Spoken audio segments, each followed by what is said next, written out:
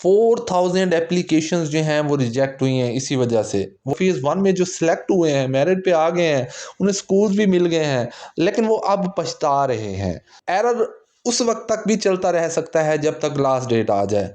Be careful, आपने इसके बारे में बिल्कुल केयरफुल रहना है। आपने किसी की बातों में नहीं आना, और क्योंकि पिछली दफ़ा उनको रिपोर्ट्स मिली कि बहुत सारे जो है वो फेक किस्म के एक्सपीरियंस सर्टिफिकेट जो हैं वो लोगों ने बनवाए हैं।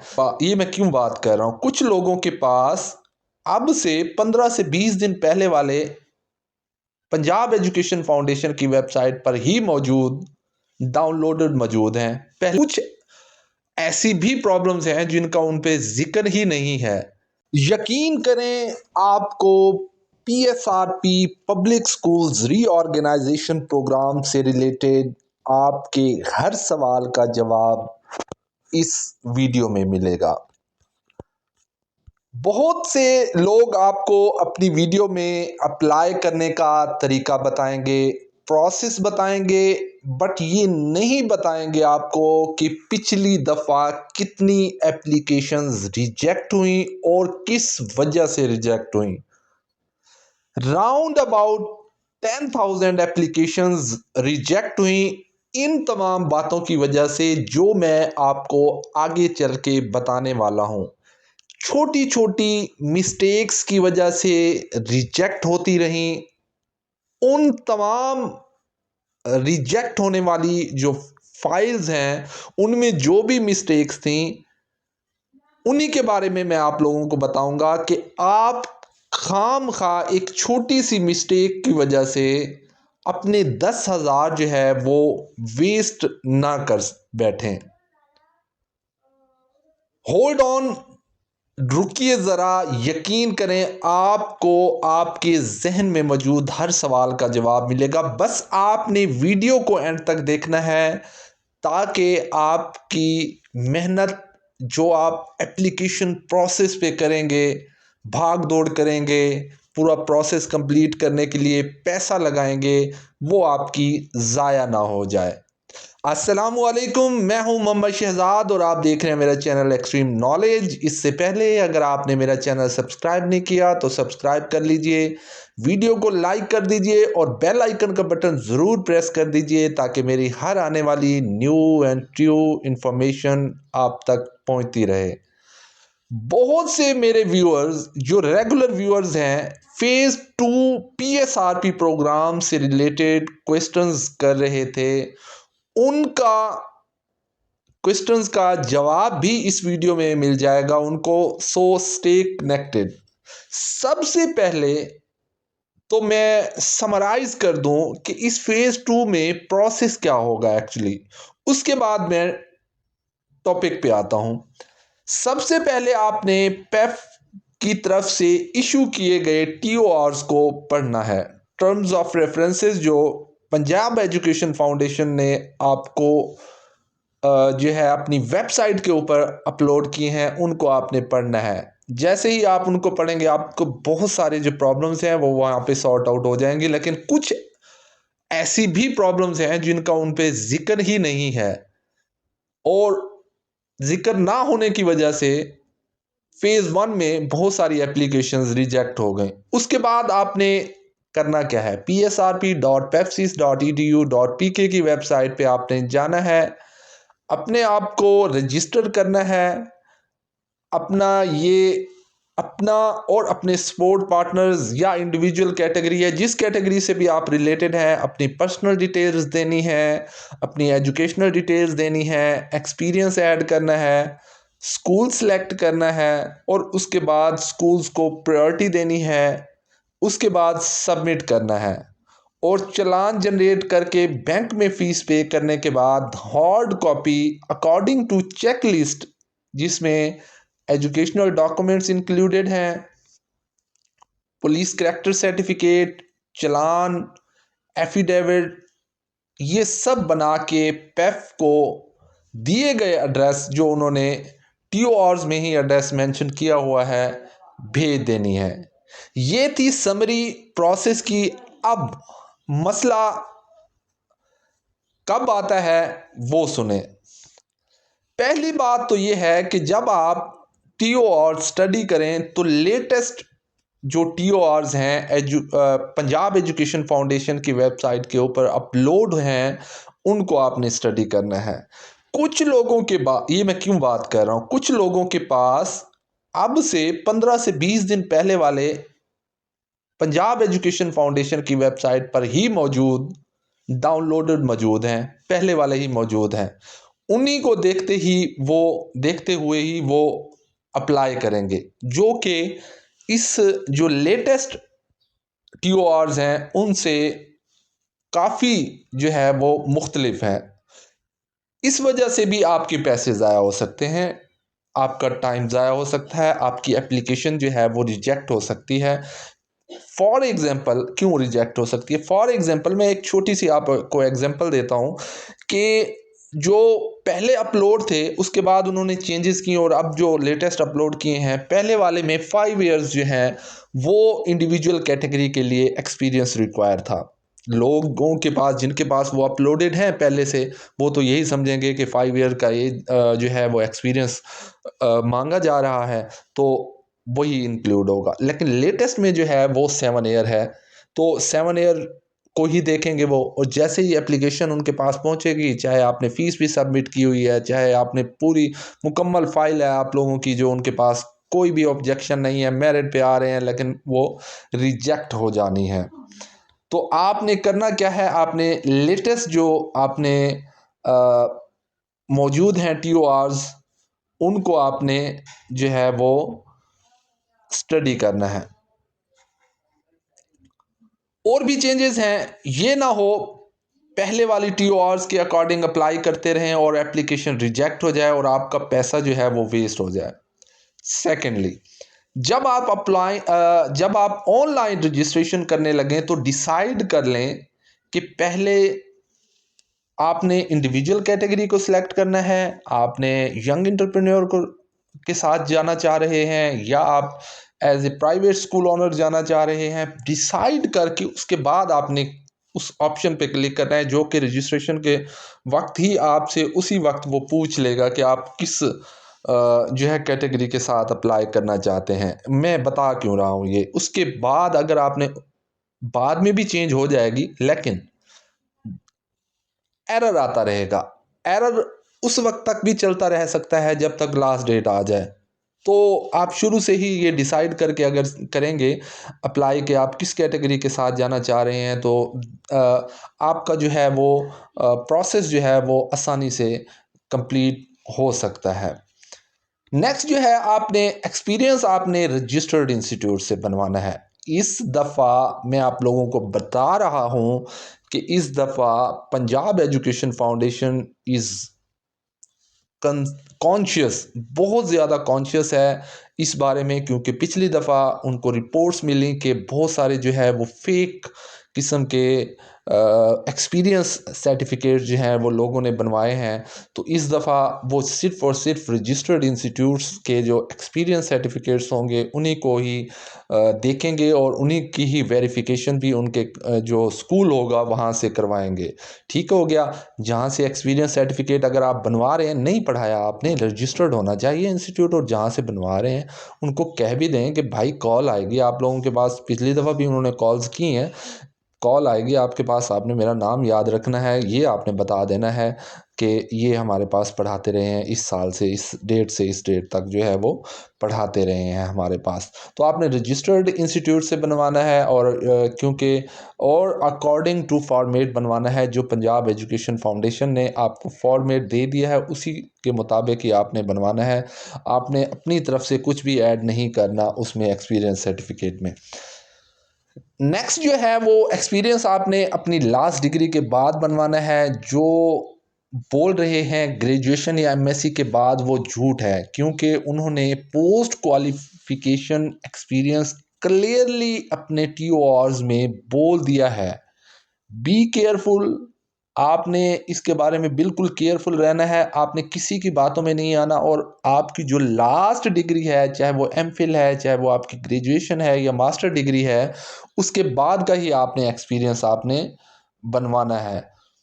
और वरना रिजेक्ट आपकी एप्लीकेशन जो है वो रिजेक्ट हो जाएगी। और मैं आप लोगों को बता दूं, इन्हीं डेट्स की वजह से और पोस्ट क्वालिफिकेशन के एक्सपीरियंस ना होने की वजह से एक दिन आपने देख लेना है कि वहाँ पे जो last declaration result declaration date है जो वहाँ पे लिखी हुई, उससे एक दो दिन बाद की जो लास्ट डिग्री है आपकी, उससे उसके ऊपर देख लेनी है कि रिज़ल्ट डिक्लेरेशन डेट क्या है।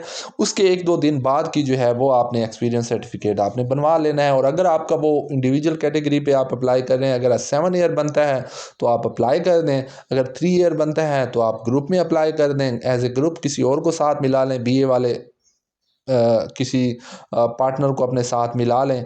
और 4000 एप्लीकेशंस जो हैं वो रिजेक्ट हुई हैं इसी वजह से। वो एक दिन भी एक एक दिन जो है ना वो भी वहाँ पे काउंट करेंगे। फ़र्ज़ करें आपका जो है वो 20 अक्टूबर को रिज़ल्ट जो है वो अनाउंस हुआ है, वहाँ पे लिखा हुआ भी है आपकी ट्रांसक्रिप्ट के ऊपर, और आपने 19 से बनवा दिया है जी, एक दिन से कुछ नहीं होता, तो रिजेक्टेड आपकी एप्लीकेशन जो है वो रिजेक्ट हो जाएगी। आपका 10,000 ज़ाया, आपकी मेहनत सारी जो है वो ज़ाया हो जाएगी।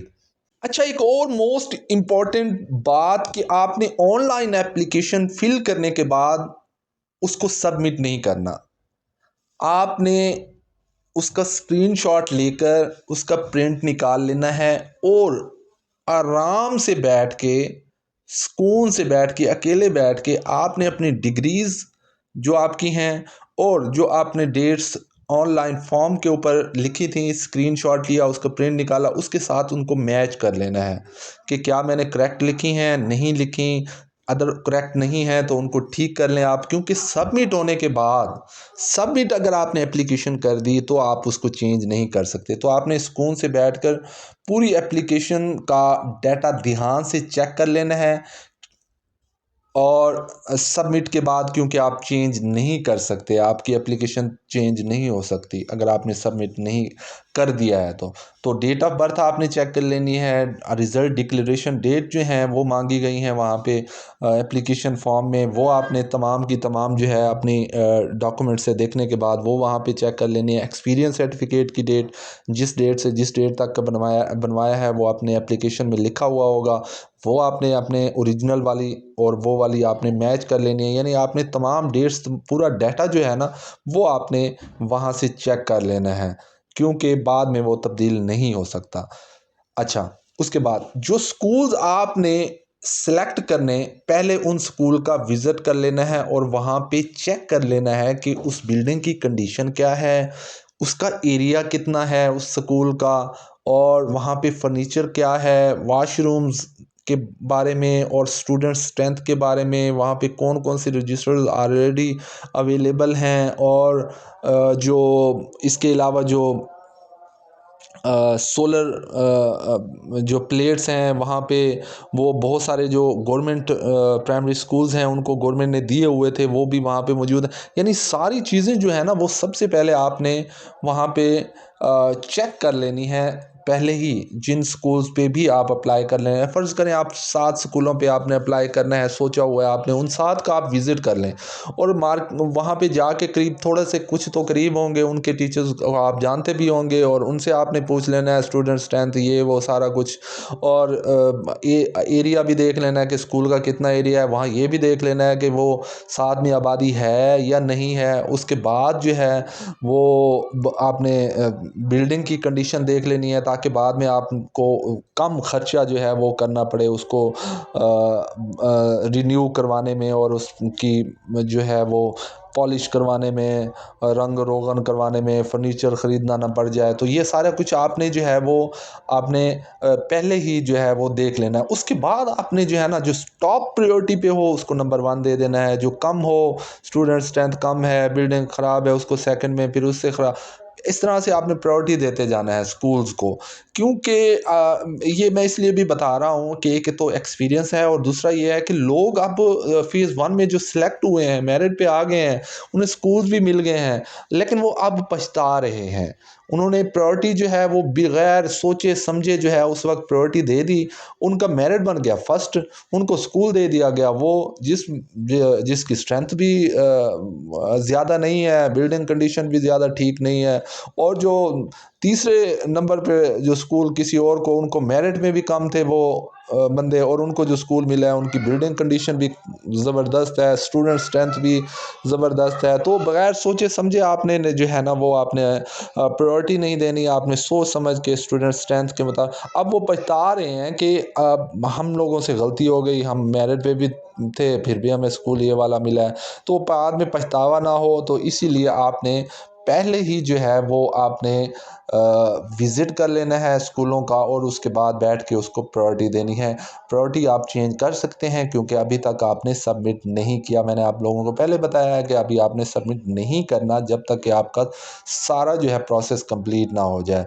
और याद रखें, एक्सपीरियंस सर्टिफिकेट जो है वो आपने हार्ड कॉपी जो भेजनी है आपने, वो आपने ओरिजिनल लगाना है साथ, और पुलिस करैक्टर सर्टिफिकेट भी आपने ओरिजिनल लगाना है।